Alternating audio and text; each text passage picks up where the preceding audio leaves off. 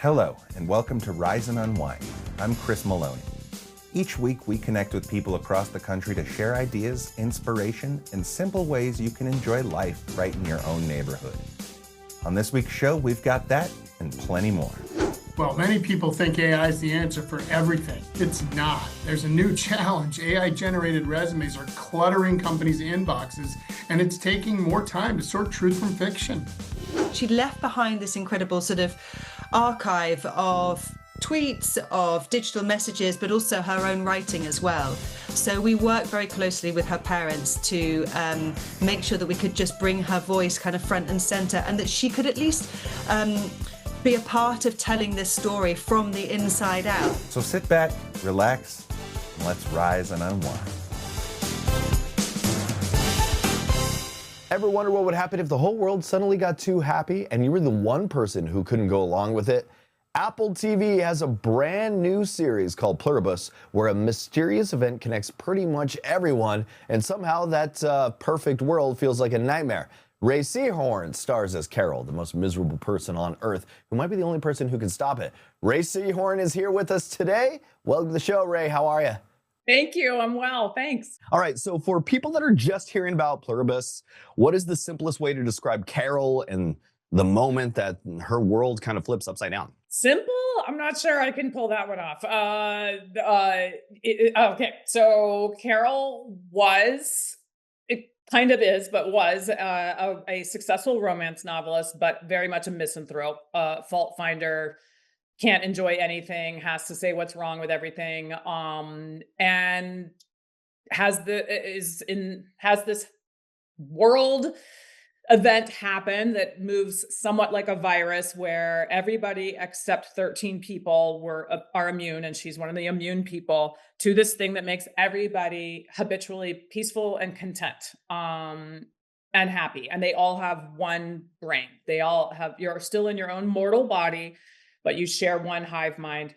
Carol thinks this is a horrible thing. And even among the other immune people, a lot of them think, why is this so bad? And that's sort of an integral question that the show explores from a lot of different angles of how do you define happiness? How do you define contentment? How do you define individuality and freedom and success? And what is worth the cost of some of those things? And it also looks like Carol has this dream life, but she's still miserable, and I can relate. What did you latch onto emotionally when you first read who she is and who she's kind of fighting against? I felt like wait, say your question again. I'm sorry. I didn't want my cat to bother you. Oh, no, I'm down with cats. We got cats in our studio, so okay. Cat life is the best life that we have. It was basically saying, when you read the script, what did you latch onto emotionally and when you saw that she was kind of fighting against the world, I guess? Yeah, many things. And one of them being that I had to constantly keep in mind that there is a very personal obstacle she has weighing her down. In addition to losing the world, she lost her wife. And we wanted that grief to stay real and present and not just be something that you're just over the next day. And I kind of would start from that place some days, because I thought it's hard to take in, if you're a real person that this is happening to, the larger aspects of what is going on in the world. And there's many times where she's, the Simpsons character of old man yelling at clouds, and she's just the only person screaming and no one understands why. And so I just kept reminding myself to try to be as honest as I could in those moments. And Vince writes in a way that allows those moments of honesty, which I think are always the way to bring the audience in on the journey with me. And the show plays with this big question, is that joined happiness a utopia, or is it something darker? As an actor, how do you stay grounded in the reality of the story while everything around just kind of feels uncanny? Just like I was just saying, I just look for what is the real person in the middle of this? What is the real reaction? So yeah, most of us have not had a situation where we felt like the entire world was invaded by some kind of alien virus that was making them happy. But we have all been in rooms, most of us, I think, where you feel like you're the only person shouting that the barn's on fire. Mm-hmm. And know you look crazy shouting it, and everyone's like, wow, you should really settle down, and it just is making you crazier and crazier. So I was just constantly look for like what are the things that are most like this, as if that you can just start the build from there and then raise the stakes. And you and Vince Gilligan have such a strong creative history. I could tell that there's a big difference in the tone of Pluribus compared to what people might expect from him. But how did he open this up and let you explore in what you did with Carol? I mean, for some people, this is Vince going back to his roots because he started on X-Files. So they were prepared to have him do sci-fi. He actually told me almost nothing. He just said it has nothing to do with the Breaking Bad or Better Call Saul world. It has a sci-fi element, and I just want to send you the script and see what you think. And I went on the same wild ride that you guys did watching the pilot. I was just like, this is nuts, and this is going to be so much fun.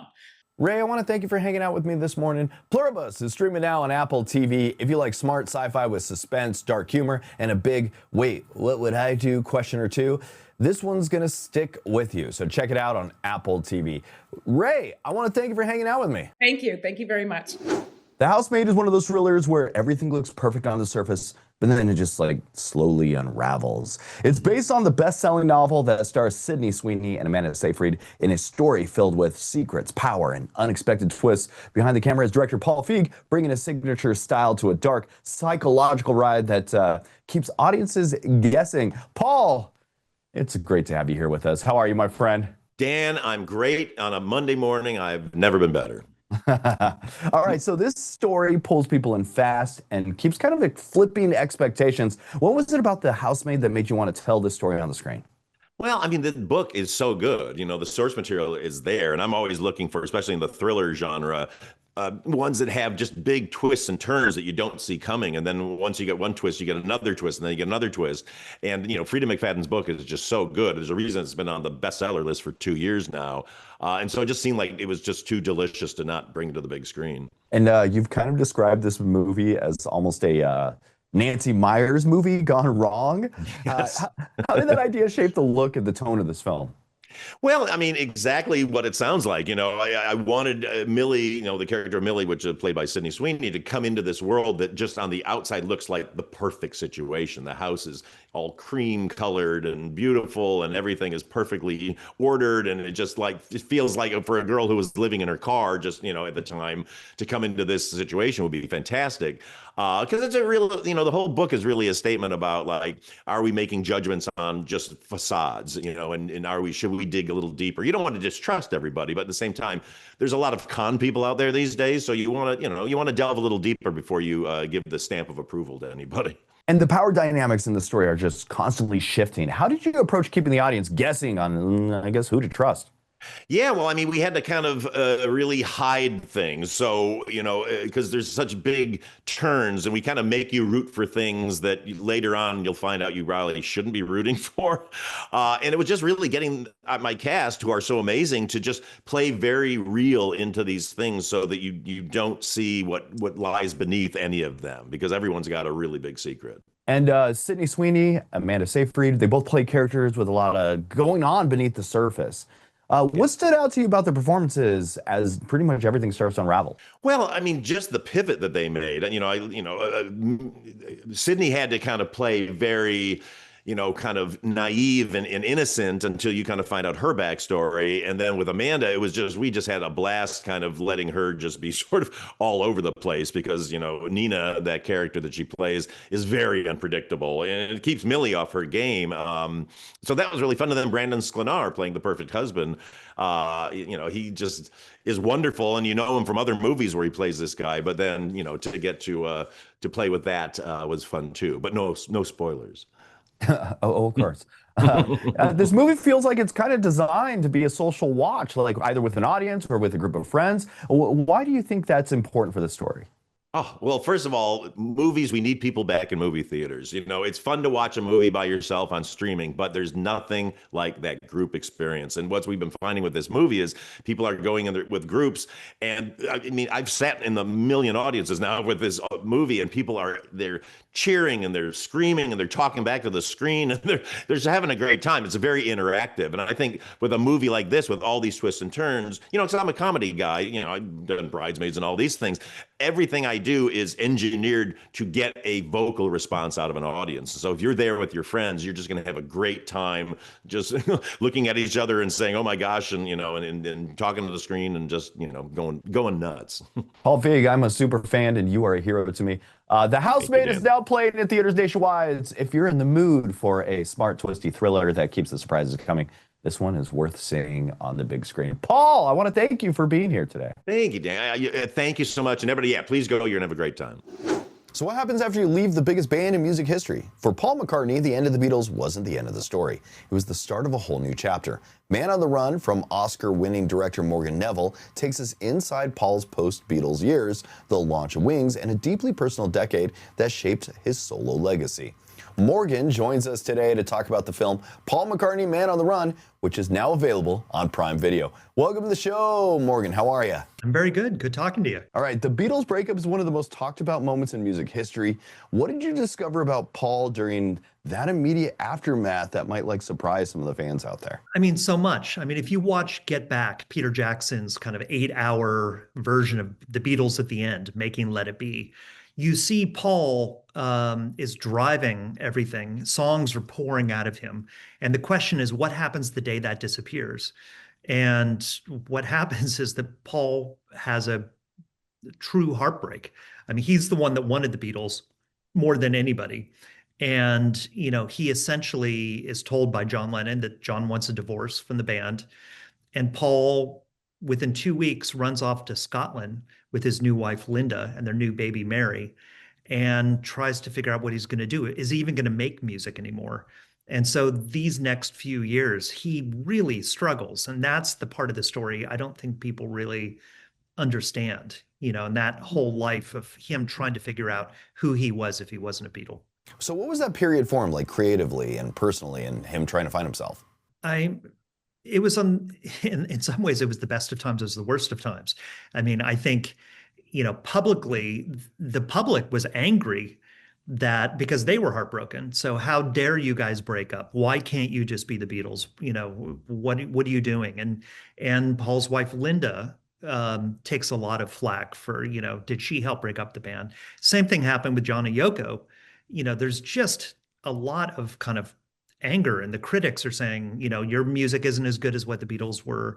You know, it was kind of an impossible shadow to escape, but that's Paul's mission. He has no choice but to try and escape it. So he tries and tries different things for years to kind of see who am I and what is my voice now as just Paul McCartney. And part of that then comes into fruition when he starts the band Wings. So it's the model he knows. I'm going to be in a band with some other people, and there's a camaraderie to it that makes me feel like I'm not alone. And through that, he finally starts doing albums like Band on the Run and becomes kind of more the Paul who we know today. And we also get to see some rare archival footage and a little bit of intimate family photography from Linda McCartney. How did those elements help you tell a more vulnerable side of Paul's story? I mean, there's incredible footage we found. I mean, there's footage of Paul filming himself alone, writing songs at a piano, or with the kids, you know, and singing songs at Christmas time. You know, there is a real intimacy to the footage. And that's really the main thing I wanted to convey, that this is a story kind of from the inside out. You know, it's a story where we really kind of understand what Paul was dealing with and how he was dealing with it. And you see an insecurity in Paul that I don't think you really see publicly. So what do you think the story tells about resilience and reinvention? I mean, I think it's a story, and Paul's story is how not to doubt your own creative instincts. You know, I think, you know, the world always wants you to doubt what you do and judge what you do. And I think Paul's strength at this time is, I'm going to do whatever the hell I feel like. And that's fine. If it works, great. If it doesn't work, fine.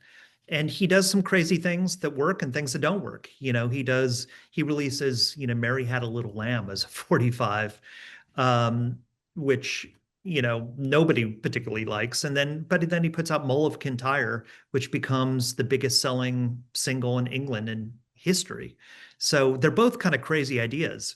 But I think he was all about embracing the crazy idea at the time. So creatively, I think it's pretty inspirational. And for some of the lifelong Beatle fans out there, or even some of the brand new fans that may just know Paul from today, what do you hope audiences may take away after watching Man on the Run?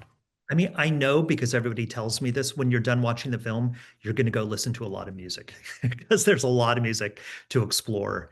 But also just an understanding that Paul's a real person dealing with real issues that are actually pretty relatable. Morgan, I want to thank you for joining me today. Paul McCartney, Man on the Run, is available now on Prime Video. It's an intimate look at a music icon, redefining himself in real time, and it's a must-watch for any music fan. Morgan, Neville, I want to thank you for joining me today. Great talking to you. Some stories don't fade with time, especially when they involve trust, friendship, and betrayal. The new 3-part Hulu docuseries, Friends Like These, The Murder of Skylar Neese, revisits the 2012 disappearance of a West Virginia teenager and the shocking truth that followed. It's a story told through social media, personal interviews, and voices closest to the case. So joining us this morning are director Claire Titley and former FBI agent and polygraph examiner Dr. Rob Ambrosini. Thank you two for being here. How are you? Thank you. Good. Thank you.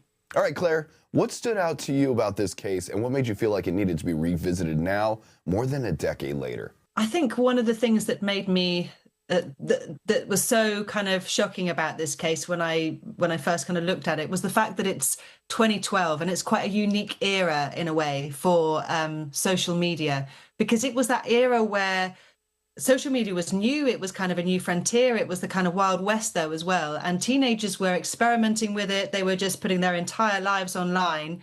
They didn't have the hindsight that we have now about kind of, what could possibly go wrong. But also it was an era where adults weren't really looking at social media. So nobody was kind of checking up on them. There were no sort of checks and balances. And that makes that generation of teenagers at that kind of time particularly unique. They're almost like the guinea pigs of social media. And the series used Skylar's own words and social media posts that you said.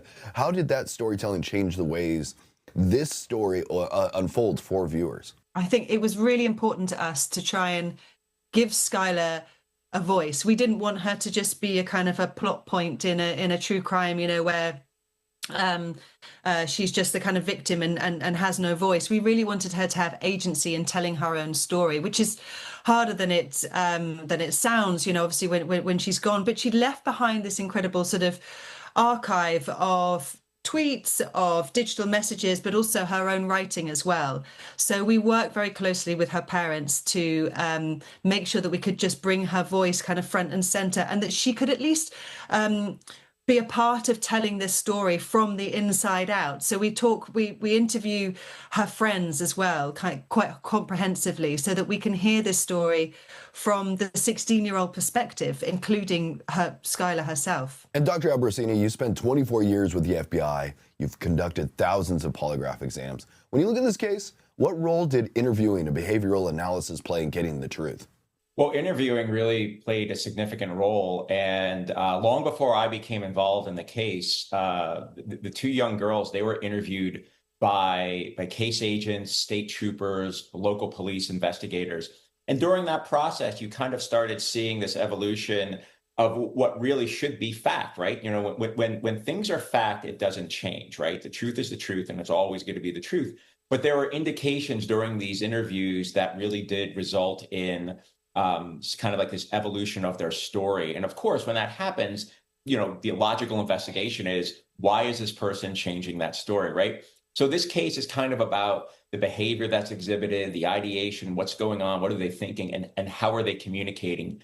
And that really speaks to the social media that you have here, which again was kind of in its infancy stage, if you will, compared to what it is now. So really, a lot of it did come down to the really significant interviews that the investigators were doing. And one of the most unsettling aspects is how normal these friendships appeared on the surface. How does this case reveal about the hidden conflict, especially among teenagers? I think I think what we really wanted to do with this series was kind of remind people what it's like to be 16. It's very easy to forget when you become an adult, and put that behind you. But about the fact that when you are that age, your brain behaves in such a way that your friends become much more important than your parents, than your family. Everything is very heightened. Your reasoning is off, if you like. Your idea of consequences, is very different to that of an adult's. And when you have that combined with social media that is completely I say unregulated, but unwatched by anybody else, that's where the kind of combination was kind of so dangerous, really, I think, particularly for that generation who didn't have the hindsight that we have now. And Claire, after someone watches all 3 episodes, what do you hope stays with them? I hope people do reflect on their own use of sort of social media on their children, on their family as well, and remember what it's like to be that age. But also, I hope that they come away from this feeling like they know Skylar, and she would have turned 30 just a few weeks ago. So that's a life that she didn't have. And she should have gone to college. She wanted to be a lawyer. There's all this life that didn't happen. And I'd love for people to come away knowing and remembering Skylar as she was. Hey, I want to thank you two for joining me today. Friends Like These, The Murder of Skylar Neese, with all 3 episodes available to stream now on Hulu. I want to thank you two for joining me today. Thank you. Thank you. What if you could experience Elvis in a way you've never seen or heard before? A new cinematic event from director Baz Luhrmann brings rare footage, restored performances, and unheard recordings together in something that's not quite a documentary and not just a concert film. It's called Epic, Elvis Presley in Concert. Baz Luhrmann joins us now to talk about his new big screen experience. Baz, welcome to the show, my friend. How are you? I'm good, Dan, and I love the way you described it as a cinematic event, because people are having trouble to sort of say what it is, but that's what it is. This weekend, 1,900 screens all over the US. Get out and have a cinematic event, because that's what we tried to do. That's what Elvis is. And during the making of Elvis, you went searching for rumored lost concert footage, and actually found dozens of boxes that hadn't been seen in decades. What did that discovery like for you? Oh my God! Literally, we thought we'd find a reel. And we went down to these salt mines in Kansas City where they stored negative. Bang, there's 65 boxes and 1635, some 8mm. And Peter Jackson helps us bring it back to us to a level of quality. I mean, just get to the biggest screen you can in your town. It's in every town this weekend. Just get out there and see it, because it is actually, I've seen it enough now. People applaud during it, they dance during it. This is a movie you can really bother the other patrons, bother them with your noise and your energy, because that's what it's for. And this isn't simply a restored concert film. You described it as almost a cinematic poem. How did you approach shaping Elvis's life story through this dreamlike concert experience? Well, when I was working with my creative partner in this, John O'Redman, we found this one box, and in it, Elvis is just recorded, unguarded, telling you about his life story. And we said, no talking heads in this. Let's just have Elvis come to you in a dream and tell you his story really unrestricted. And music and sing-along and concert moments. And he rocks out in it. Now sonically it's in 5/1. Everyone just says it sounds like it was recorded today, And the audiences are reacting like that. This is the concert, the world tour that Elvis never actually had. He dreamed of having one. He never got outside the US. As we're speaking, he's in 5,000 screens all around the world right now. And for audiences who think they already kind of know Elvis or absolutely loved your film from 2022, what makes Epic a completely different experience on the big screen? I go on YouTube and just see what fans are saying. They'll tell you. They're going like, I thought I knew him, and now, but it's his humor. He's so goofy. He's so disarming. And then just you see him creating the music. Like you see him take a song like Bridge Over Troubled Water, Simon and Garfunkel, and turn it into this like gospel powerhouse song. And he's so unpredictable. And I think people are, even hardcore fans are going like, one guy said, he said it beautifully. He said, This is the film that Elvis always dreamed of making, but 50 years after his death, he's finally in it. Baz, I want to thank you for joining me today. Epic Elvis Presley in concert is in theaters now. You can find showtimes and tickets at your local theater and experience Elvis like never before. Baz, it's been a pleasure to have you on here, my friend. Yes, my man, you're cool. A lot of job seekers are using AI to polish their resumes right now, but it's kind of creating a new problem. Pretty much on the hiring side. In fact, nearly 2/3 of managers say AI-generated resumes are making it harder to find the right candidates. Bill Driscoll is Senior District President for Technology at Robert Half, and he's joining us with what both job seekers and employers need to know, especially when it comes to AI. Welcome, Bill. How are you, my friend? I'm great. Thanks for having me. All right. AI is pretty much everywhere right now. What do you see when it comes to like how it's changing the hiring process? Well, many people think AI is the answer for everything. It's not. There's a new challenge. AI-generated resumes are cluttering companies' inboxes, and it's taking more time to sort truth from fiction. And for job seekers using these tools, what are a couple of smart ways to use AI without hurting their chances? Well, double down on the things that AI can't replicate: critical thinking, communication, and problem solving. Your human skills matter more than ever. Second, focus on relevant skills, things that you can back up on your resume, not just keywords from the job description. And third, and this might be the best part about AI for a job seeker, use it to prepare for your phone screens or interviews. You can find out so much about a company, its culture, its prospects, the industry it's in, and in addition to all the financial information, things that we just, we either had to go to multiple sources before to find, or we just couldn't find out about certain things about a company. Now you can be extremely well prepared for that phone screen or interview, which are critical to getting the job. So what does it really look like when AI is being overused or kind of misused in an application or even an interview? It looks like a candidate taking their resume and the job description and putting them together into AI and coming out with the perfect candidate. The problem is there's too many perfect candidates. Multiple candidates are using words from the job description instead of their own words. They can't back up what AI has created. All of these are red flags, and they're elongating the hiring process, which isn't good for the job seeker or the company trying to hire. So on the employer side, how can companies cut through some of that noise and actually find the right person? Right. In the 34 years that I've been doing this, and now as the technology expert at Robert Half, I've never seen hiring managers have to spend more time reviewing applications, conducting multiple interviews to vet candidates' experiences, updating job descriptions to discourage generic and automated responses. So it's tough out there for them, no question about it. 84% of hiring managers said the same thing. This is where having an experienced partner like a Robert Half can really, really help, because we can provide vetted and proven candidates with real skills based on their past performance. Bill, I want to thank you for joining me today and giving us a little insight on the AI. So where can they go for more information? Please come visit us at roberthalf.com. Bill Driscoll, thanks for joining me today. Thanks for having me. That's it for Rise and Unwind. Thank you so much for watching. If you'd like to learn more about the show, visit our website at riseunwindtv.com. And for behind-the-scene moments and celebrity interviews, be sure to follow us on Facebook and Instagram at Rise Unwind. You can also find our full episodes on YouTube under the same name at Rise Unwind. Until next week, I'm Chris Maloney. Thanks for spending a little time with us on Rise and Unwind.